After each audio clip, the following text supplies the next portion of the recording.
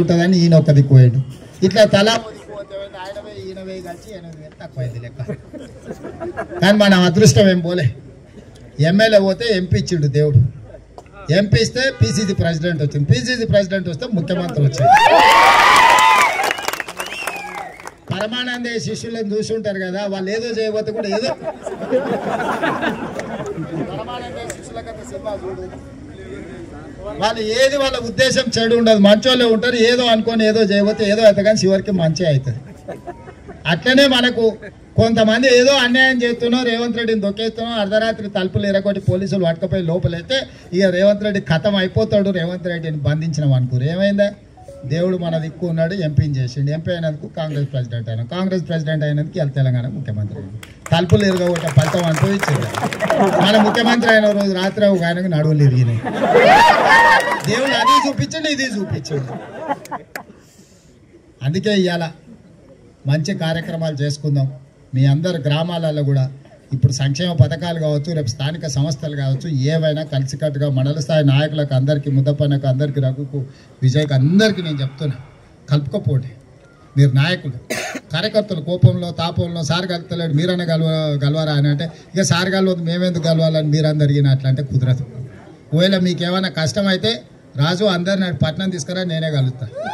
అర్థమైంది. అసెంబ్లీ నడిచేటప్పుడు వస్తే లోపల మంచిగా భోజనం పెట్టించి, నేను మండల నాయకులకు కూడా చెప్తున్నా, ఈసారి అసెంబ్లీలో ప్రతిరోజు ఒక మండలం వాళ్ళని, మండలానికి 2 బస్సులు పెట్టి 50 మందిని 100 మందిని అడిగిరేరి అసెంబ్లీ చూపియరి, అన్నం దింపేరి, మన కథాడు ఎట్లా నడుస్తుందో అందరికి చూపియరి. వచ్చే అసెంబ్లీలో ప్రతి మండలానికి నేను వెంకటరెడ్డి గారికి కూడా చెప్తున్నా, అధికారికి, మండల నాయకులకు కూడా చెప్తున్నా, వచ్చేసారి అసెంబ్లీ జరిగేటప్పుడు ప్రతిరోజు ఒక మండలం నుంచి మేము కార్లలో వస్తామంటే కుదరదు. అందరికి ఏసీ బస్సు పెట్టుకుని బస్సు ఎక్కించుకోరు. ఒక బస్సు అయితే ఒక్క బస్సు, 2 బస్సులు అయితే 2 బస్సు. చక్కగా అసెంబ్లీకి రండి, అసెంబ్లీలో పాస్ ఇప్పేయండి, అసెంబ్లీ ఎట్లా నడుస్తుందో చూపిరి, మన తడాక్ ఎట్లున్నదో కొడంగల్ తడాక్ అసెంబ్లీలోనే అందరికి భోజనం పెట్టించి అసెంబ్లీ నుంచి పంపేరి. అన్ని మండలాలు ఇప్పుడు 8 మండలాలు అయినాయి. 8 రోజులు వచ్చేసారి అసెంబ్లీ 8 రోజులు పెడతా, రోజుకో మండలం ఉండు రాండి అక్కడికి. మనకి అసెంబ్లీ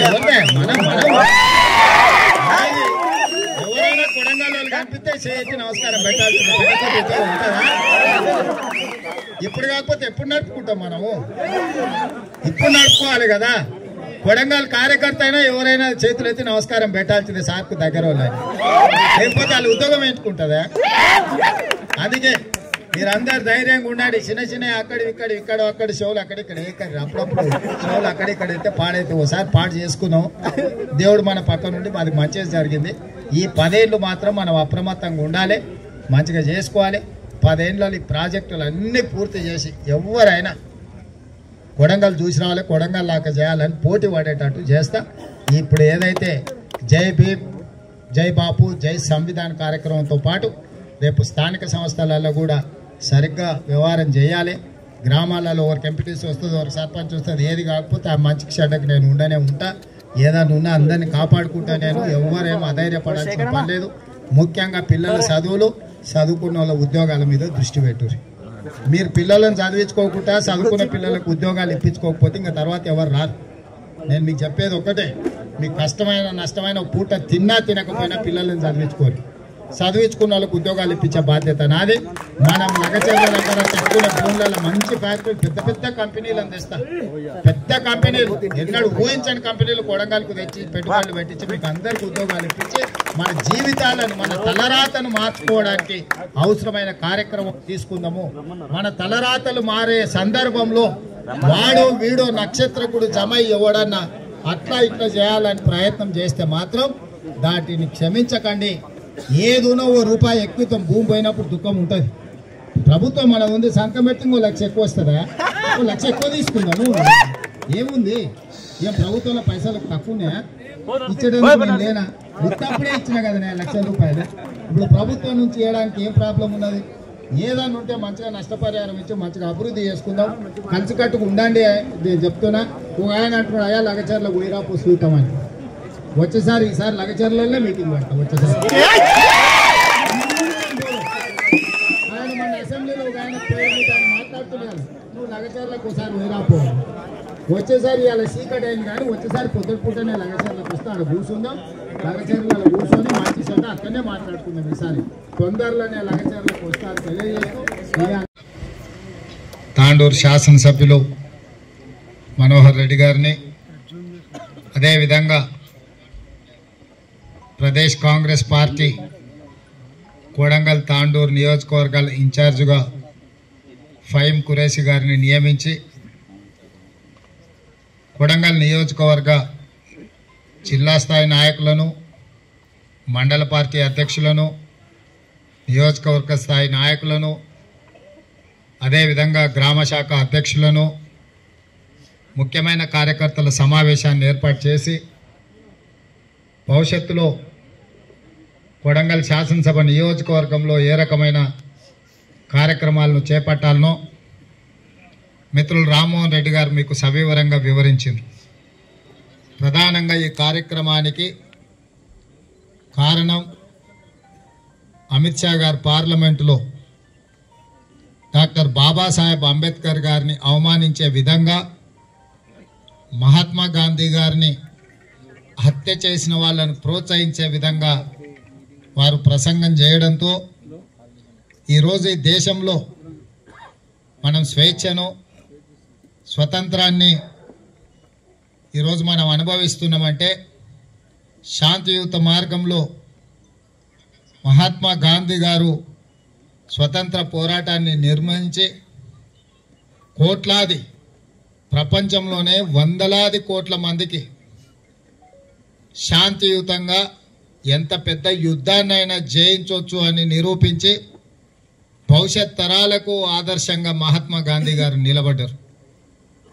వారు ఒక శాంతి మార్గంలో సాధించిన స్వతంత్ర భారతదేశానికి ఒక అద్భుతమైన రాజ్యాంగాన్ని ప్రపంచ దేశాలతోనే పోటీ పడే విధంగా, ప్రపంచ దేశాలతో పోటీపడి దేశాన్ని అభివృద్ధి చేయడానికి అవసరమైన ప్రణాళికలను రచించడమే కాకుండా బడుగు బలహీన వర్గాలు, దళిత, గిరిజన, మైనారిటీ, ఆదివాసీ వర్గాలకు చట్టసభలలో సముచితమైన స్థానాన్ని అందించడమే కాకుండా ఒకనాడు గొప్ప శ్రీమంతులకే ఓటు హక్కు ఉండేది, కొద్దిమందికి ఈ దేశంలో ఓటు హక్కు ఉండేది.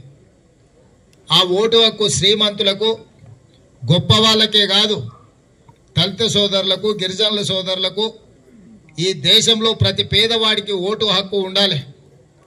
ఈ దేశంలో పేదవాడైనా ప్రధాని అయినా ఒకే విలువైన ఓటు ఉండాలి. వాళ్ళ నాయకుడు వాళ్ళే ఎన్నుకునే విధంగా ఈరోజు మనకు అవకాశాన్ని, అధికారాన్ని డాక్టర్ బాబాసాహెబ్ గారు అందించారు.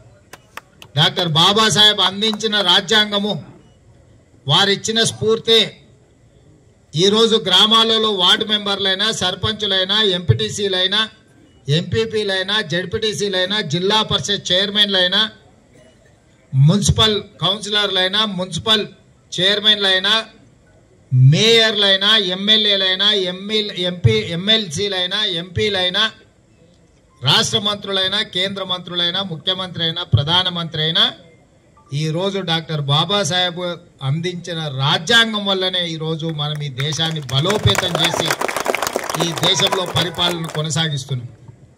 బాబాసాహెబ్ అంబేద్కర్ ఒకవేళ రాజ్యాంగాన్ని మనకి ఇవ్వకపోయిన ఉంటే మనం పుస్తకాలలో చదువుకుంటున్నాం, వెట్టి చాకిరని మనం పుస్తకాలలో చదువుకున్నాం.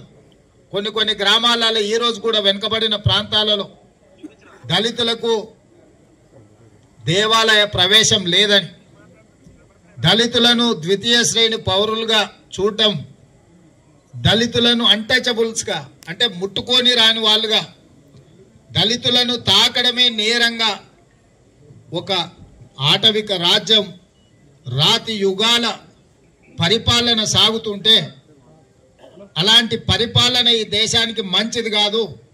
దళితులు, గిరిజనులు, ఆదివాసీలు, మైనారిటీలు మనతో సమానము, మనమందరం మనుషులము, మనమందరం కలిసి ఉండాలి, మనుషుల సహజీవనంతో సంవయనంతో మనం ముందుకు సాగాలి అని బాబాసాహెబ్ అంబేద్కర్ గారు మనకు రాజ్యాంగాన్ని ఇవ్వడంతో ఈరోజు మనం అందరం ఎవరి ఏ కులమైనా ఈ వేదిక మీద లేకపోతే ఇక్కడున్న వాళ్ళందరం ఈ సమూహం అంతా మనం అందరం కలిసిమెలిసి కూర్చున్నాము అని అంటే ఈ సామాజిక పరివర్తన డాక్టర్ బాబాసాహెబ్ అంబేద్కర్ గారు అందించిన స్ఫూర్తి. అలాంటి డాక్టర్ బాబాసాహెబ్ అంబేద్కర్ కనిపించని దేవుణ్ణి ఎట్లా మొక్కుంటున్నామో